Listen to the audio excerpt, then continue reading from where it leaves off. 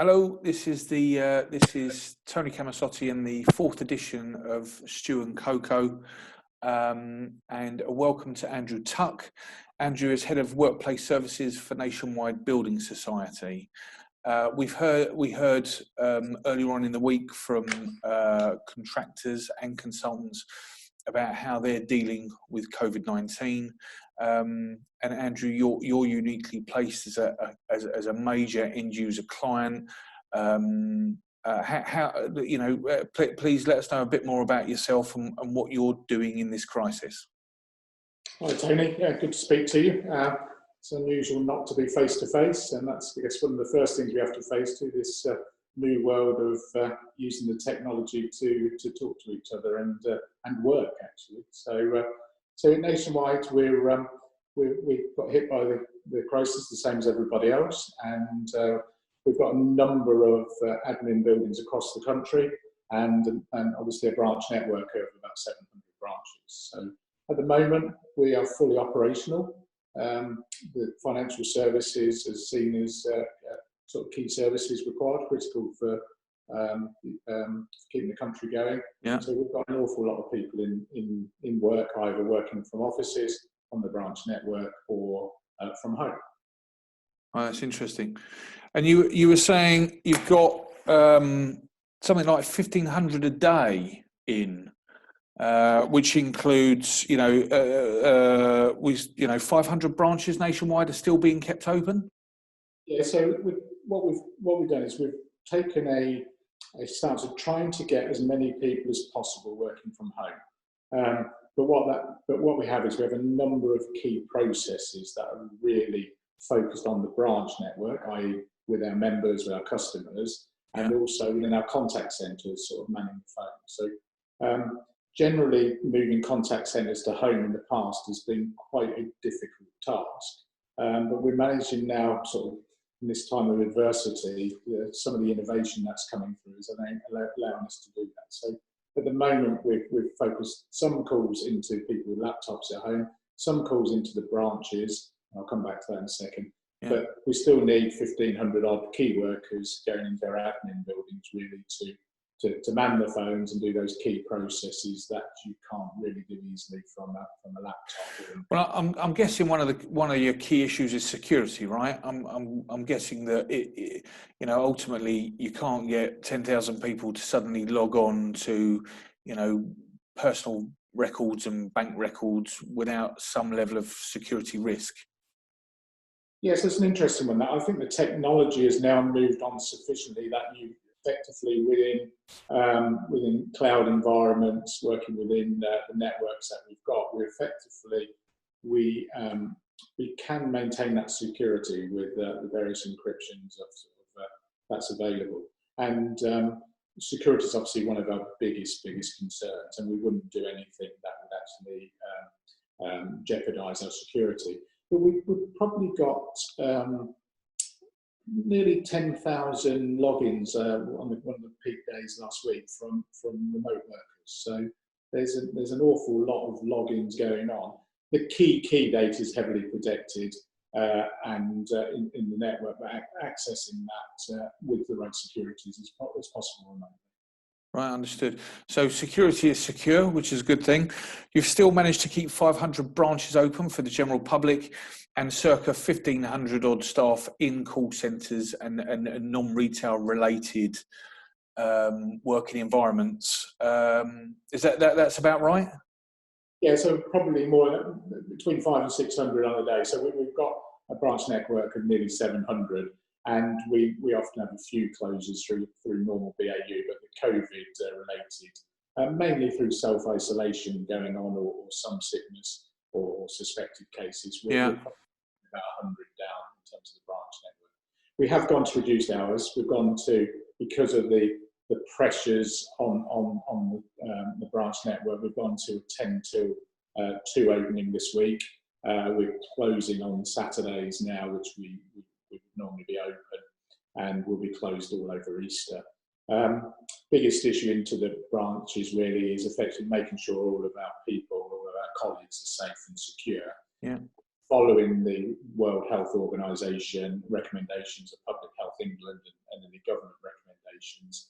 You know, the three keys are washing your hands regularly, keeping the 2 metre social distancing, and making sure that surfaces, touch points are kept clean and sanitised. So within those restrictions, it's making it quite hard to keep the network going. And a lot of our branches, we've introduced the one in, one out type policy just to maintain that social distancing in the smaller areas. So lots and lots of different challenges for us going on at the moment in branch and in the admin centres, which the same principles apply. That's interesting that you mentioned how logistically you found it challenging getting those staff into work, both in branches and outside your branch network. How have you facilitated that resequencing? Yeah, so it's been really interesting, the number of things. So luckily, being a mutual rather than a bank, we have a slightly different emphasis on the things we do. But to get people into work, we're effectively, one of the biggest issues was travelling on public transport, particularly in the city centres. So what we're doing now is we're enabling where people are feeling unsafe getting to work, we're offering them a free taxi ride in so they can effectively isolate from others. So some gestures like that. When they're in work, if they're in a branch, we're actually calling them sort of a branch lunch allowance, so people can actually get lunch in free of charge. And then for our colleagues in admin, we're effectively providing a free lunch and discounts in our shopping and restaurants. And also as well, one of the biggest issues was people getting out to get provisions. So one of the things we asked the shops to do is stock the basics. So toilet rolls, eggs, flour, canned tomatoes and pasta. So that's going down an absolute scream. And the biggest hit was we introduced free coffee. So free coffee across the piece. So these things, they seem like big, they're small gestures that cost a reasonable amount, but in the scheme of things, it's most important for us to get our people feeling safe and wanted, and making sure that they want to be in work and they can feel that we want them in work and looking after them. That's the key for us. Oh, fantastic. So that's what the now looks like. We were talking earlier about the new normal. How do you think that's going to evolve in the medium term? Yeah, so it's interesting. We've got the new normal and the new normal, because the new normal really is what we're in at the moment. Yeah. That's the operating in these conditions, existing as a business and as a service to members. So that's effectively started to stabilise, and we're effectively, although everyone's in a different place, it's sort of stable. The new normal, as I call it, really is a case of what lessons are we going to learn from this. So, we've got potentially, we have about 17,000 employees normally, colleagues, and with that we've enabled us set up to 10,000 working from home. We've got a property footprint that which is good for a lot more than the 1,500, 2,000 people that would be in the branch work in the admin centres on a day in this period. Yeah. And we've got a branch network which is probably not taking anywhere near as many footfall as we normally get. So there's an awful lot of lessons to be learned in terms of the way of working. And I think you've got to combine that with the new financial situation that all organisations are going to find themselves in the future. In this period, we've had 2 base rate cuts. With the base rate cut ever, and as a financial services, it's the base rate that really dictates whether you're going to be successful or not. So if you've got low income, the net margin difference is low. Your cost base needs to be low, effectively, to be able to make profit to work through through those times. And I'm going to say this, a bit controversial really, but there's an awful lot of people now who've been at home and actually were still surviving. Do we need all of those functions going forward? So if you've got lower margins, you've got to reduce your cost base. Relative. You've got a massive cost base of people, property, and if you don't learn the lessons of combining what you actually need for the future, you're going to get left behind, I think, in the race. Financial services tend to be slightly protected, but most organisations, you're going to get left behind if your cost base is not representing of that's needed for the new world. So I think if we don't learn the lessons overall as a business of property, as business overall, as industries, as nation or nations, effectively we're going to go back to the old way. We'll all go back to the way we were, and that won't be an efficient model for the future. And I think that's key, that we learn those lessons in terms of the industry models and the workplace models, property models that follow that. So in terms of current property models, be it a bank branch, be it an office, be it a call centre, there are obviously standard specifications, and those standard specifications will revolve around existing personal space. Do you foresee in the new normal a fundamental change in those specifications? Yeah, I think there's a couple of things in that. The number of branches that everybody else we know, all banks across the high streets, was reducing based on the digital world. I can only see the digital world increasing. I think what we will learn from this is that we will learn how to work in isolation, how to be remote, and use the technology that goes with that. So banking transformation, what we are actually seeing is in this period when we're closing on a Saturday, we're also branches on a Saturday, we're also closing some of the contact centre times over the weekend, apart from emergencies. We're seeing a massive increase in internet-based communication, so browser-based communications, messaging, etc., trying to make contact. So still the same questions, but actually being asked in a different way through a different format. Medium. And I think what we're doing is we're educating an awful lot of people to be able to use those. Just again, adversity makes them go to new things, and that's what's happening. So in terms of the branch network, and also probably the contact centre network, we're going to have to work out what our customers need and not be left with a whole load of property and a whole load of services in those properties that we don't actually need for the customers in the future. Yeah, understood. And do you think, not just in terms of the overall footprint, but do you think in terms of what that footprint looks like, just in terms of basic space planning, do you think there are going to be some fundamental long-term changes in the new? Yeah, I think there has to. I think we've got to assume that we're going to come out of this, and effectively the world will be a better, safer place, and people will be able to do what they've spent their whole lives trying to do, which is come together, and we'll get over the 2 metre distancing. So I don't think we're going to be influenced by space planning that's based on COVID rules. I think the space planning will be more about what we use the function of the buildings for. Yeah. So luckily Nationwide we'd adopted Microsoft Teams just before this occurred.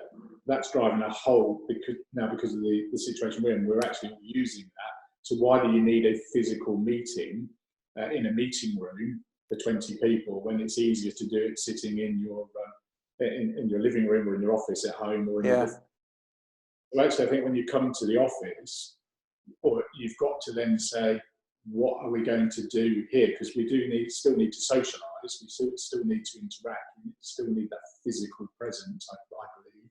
And so, but how do we do that when we go to an office space? Do we have the monthly team meeting is a physical meeting, but the weekly team meeting is a virtual meeting? Yeah. So rather than lots and lots of desks laid out in whichever operational form you want, effectively they become community spaces, they become third-party gathering spaces, etc. So maybe more like a hotel rather than an office. Yeah. I know a lot of organisations, some of the service office have moved towards that, but this feels like co-working, co-living. Yeah, so travel, which I think comes into it as well. You'll travel. Yeah, exactly. Yeah. I do have a personal thing, which I think as we move forward, there'll be other similar disasters or incidences that cause us to behave differently. I think what I call is the local, physical local community, and using the technology for globalism will come more into play. So rather than going to, so one of the biggest issues we have is I need to go to an office because I need to socialise with people. I need to contact them. Yeah. Well, actually, so you don't want to get in your car and do that because it's going to cost money. You don't want to go on the train to do that because you may be too close to people. So therefore, why don't we have community hubs for people to basically hire, companies to hire, you hire a space and your worker colleagues become from different organisations. You have your coffee, your lunch together, you share, what's going on in the world with different people, different organisations, and then sit down at your desk there and work on your virtual organisation. So I can see this pushing us more to those models, and with the environment will come back into play in big style. I think we go forward for this local physical presence, and global virtual presence will become a model of the future, which will have some lessons from this. That's an interesting view, and I've not heard that actually. I've not heard the combination of the working community being virtual, but having a physical community sort of coexisting at the same time. And if you think of the likes of the WeWorks in particular, that's a name, there are many more. That model they were having was doing that more in city centres. Yeah. I think we can get that more in town. The regions. So yeah. You've got libraries, you've got space above shops and branches, and other community space. I can see that being transferred to worker hubs. Yeah, no, that is interesting. Yeah, the translation of that outside of the typical city centres. Yeah, and that's one of the things we're finding, isn't it? That commuting to a city centre has been one of the biggest problems with the virus, is that people are just crammed into commuter trains and tubes, etc. And really, that's not a great environment. We all have known that for years, but when you've got a pandemic, it just makes it absolutely the worst place to be. Yeah, very, very difficult. So in terms of looking forwards to your role, as a result, do you see consolidation in the existing portfolio? Do you see acquisition of smaller out of town units? Do you see what for example, in your Northampton and your Swindon big hubs, where do you see them? So I'm relating this a little bit to the banking crisis in the turn of the last decade. So basically, in the banking crisis, there we had an awful lot of consolidation going on. This is really about reducing costs and distressed assets. So I don't think the distressed assets, well, currently not there. There may be more distressed assets as we go forward, and businesses start to struggle or more. Don't start to struggle more. So I think there'll be a consolidation on our estate. I absolutely believe that will be, and I think it will be a cost-driven as much as anything. So I think we're going to be facing and having to go forward in the new world, which was already accelerating much, much faster than we'd ever experienced, and making sure that we've got the right cost base to be able to do that. You think what this could do is this situation could create a massive opportunities for those small, agile organisations and people that can just get into a space really, really quickly. It was already there, but this will make it even more pronounced in terms of the fintechs, as we call them, those small, agile companies that can get in there and do things without the great big cost bases of the big organisations. And again, I think also as well, we've got ring-fence retail banks in the UK. They've got lots and lots of cash. So they're still going to have lots and lots of ring-fence cash to be able to invest in loans. So we're going to have to compete with that even harder as we go forward as nationwide. So and also with at least two of them being heavily publicly owned, and therefore being influenced effectively directly through the government. Yeah, and we've also, we've got a lot of that to play out as well, still, haven't we? It's Virgin, it's EasyJet, it's Virgin Atlantic, it'll be business after business after business that'll get into difficulty, and it's really impossible to predict the outcome of that at this stage, I think. But there will be a recovery that has to then kick in.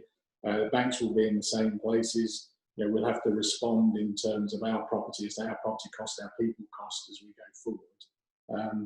We've been quite lucky because, again, being the mutual, our chief exec has made the public announcement that we won't make any compulsory redundancies for the rest of the calendar year. Now that's a massive commitment, That's a massive commitment, which needs to be sort of balanced off with other investments, etc.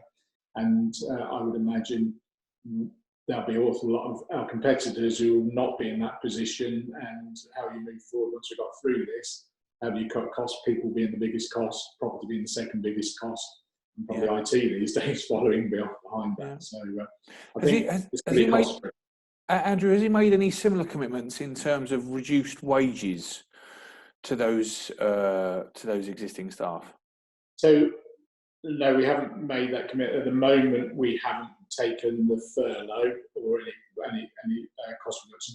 He publicly announced at the weekend that he won't be taking his bonus for the year that has just ended. So that's a sentiment from him personally. I think the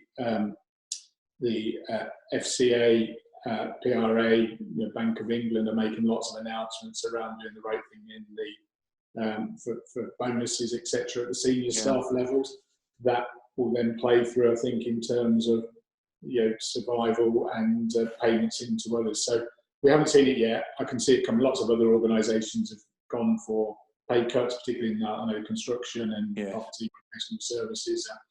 Similar to what they did in 10-11, how do you survive? So let's make some cuts immediately. I've seen some of those coming through. Footballers are pushing back on it. So it's today. So I think it's really hard to hear. So the answer is no. We haven't made any commitments yet. We haven't done anything which would effectively point us into a direction. And the big thing is it's only a couple of weeks.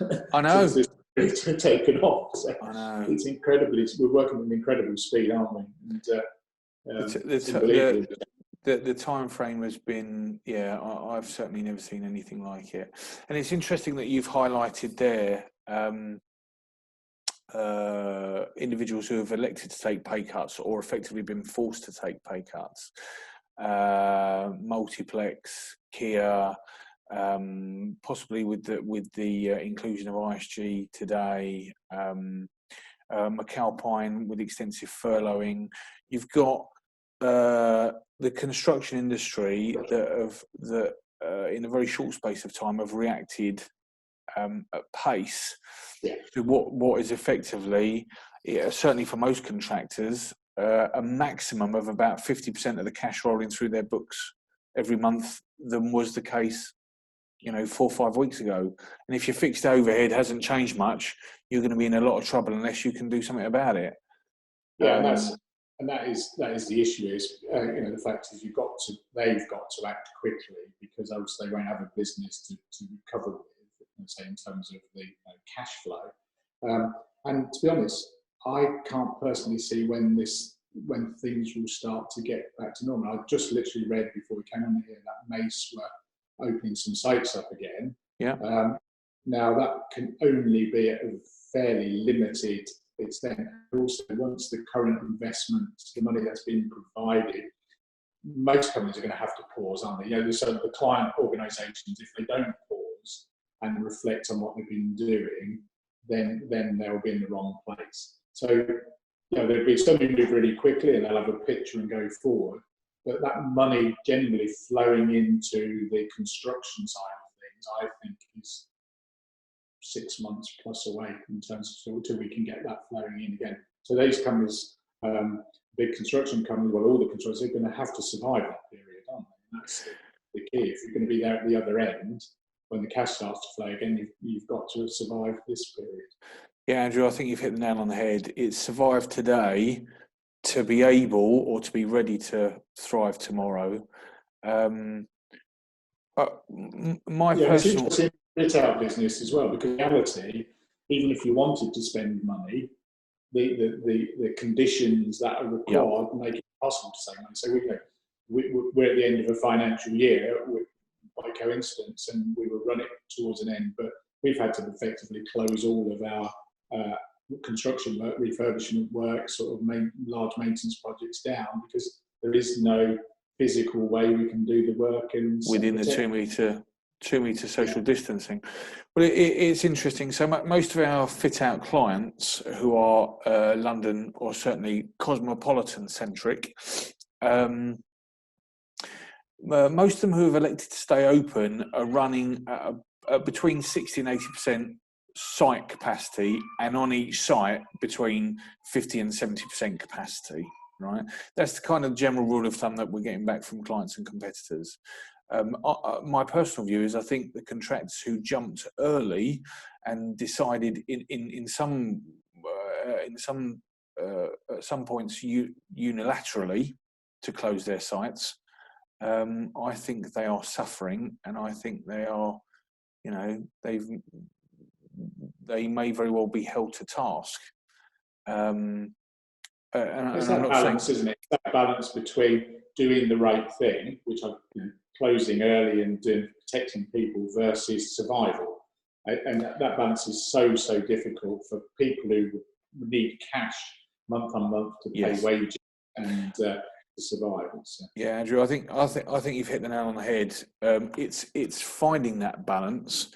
And for me, the contractors and subcontractors who engage with their clients and engage with their supply chain prior to doing anything unilaterally, I would argue have been, or certainly the least in trouble, right?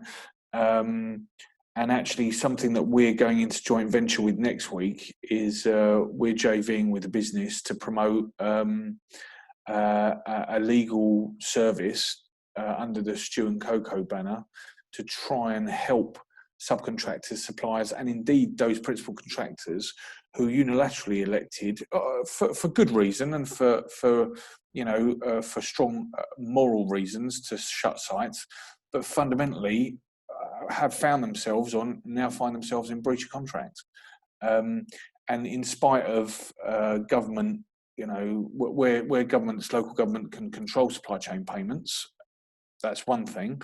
But when it's private developers, I think there's going to be some pretty testing times ahead. Yeah, and it is really interesting because we literally, to help our suppliers, and this is it's across all suppliers, not just construction and maintenance of facilities suppliers, we've literally just introduced 10-day payment terms. Oh, fantastic! So as quickly as we can turn the invoice through to cash, we're saying we can do that in 10 days, particularly aimed at the SMEs and those that are critical, but it goes across the piece. So we can do that, and that's us making sure that we've got a supply chain that's supporting us for the future, that we can support forward. Now that's easier for us to do. That's hard for a lot of clients to do, as we've seen in the past. If you're an intermediate, if you're a main contractor, that can be nearly impossible to do, can't it? And if you're not seeing that money flow through. And this is what I think a lot the general public don't realise when we've heard of our members being abused on sites for keeping going, is that because of the skinny margins that main contractors make, that cash can quickly run out, and you don't run a site for a month. That's your profit margin gone for the year or more, and on top of that, you've got huge cash flow issues. We were quite fortunate, really, because obviously a couple of years ago we had the Caribbean collapse, and we learned how to work agile at pace, and when a disaster hits, you can respond to it. And we've been able to use the same principles into what we're doing now. And some of those principles are really a case of support the people that make the difference to you. So, for instance, our catering company, they really are struggling. across the piece in different areas. But basically, we've made a commitment to support them, the people that support us, to make sure that we can feed these 1,500 odd workers who are turning up through the doors. Yeah. We learned that from the Carillion collapse when we insourced all of those immediately after they collapsed. And we found the response from those people that you treat that way is phenomenal. You know, the goodwill you get from people you look after is just phenomenal. I think that's the lesson for the construction industry, because there will be a million disasters coming from this. There will be a million sort of companies going into administration and insolvency.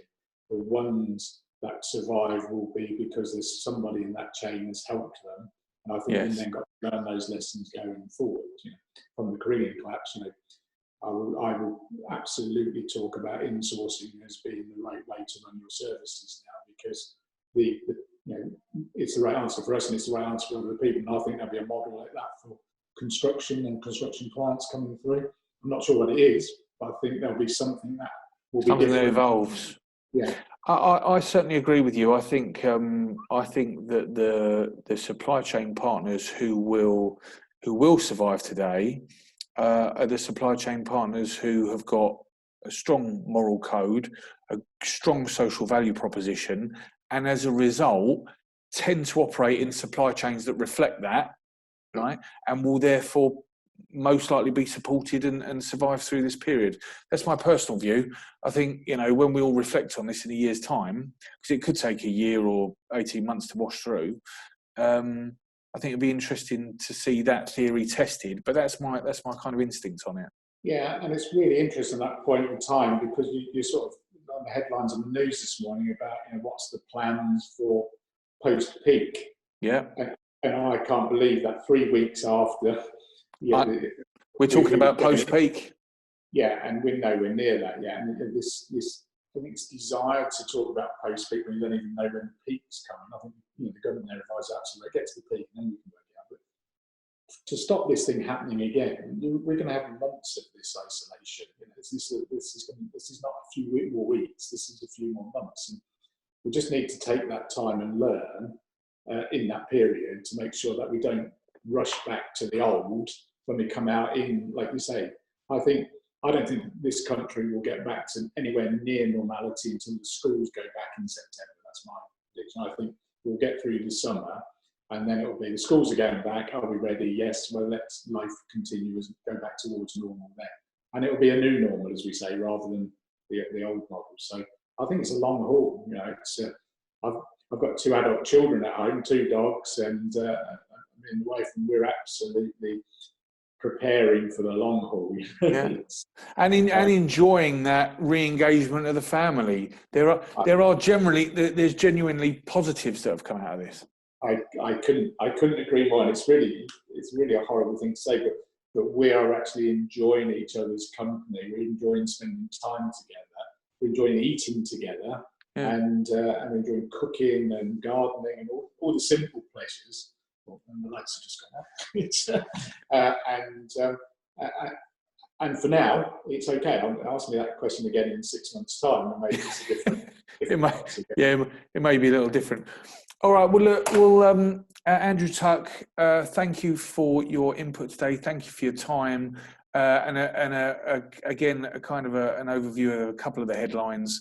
Really impressive and really heartwarming that Nationwide have moved to honouring and helping supply chain through this difficult time with things like 10-day payment, flexible working conditions, ensuring that staff safety is at the forefront, while still maintaining that critical service for the economy and for not just the national economy, but for local environments as well. It's really positive and heartwarming to hear. Tony. Yeah, Andrew, thank you for your time. Great to speak to you, and hopefully it won't be that long when we can do it face to face. Yeah, fingers crossed. Thanks, Andrew. Bye-bye. Bye-bye.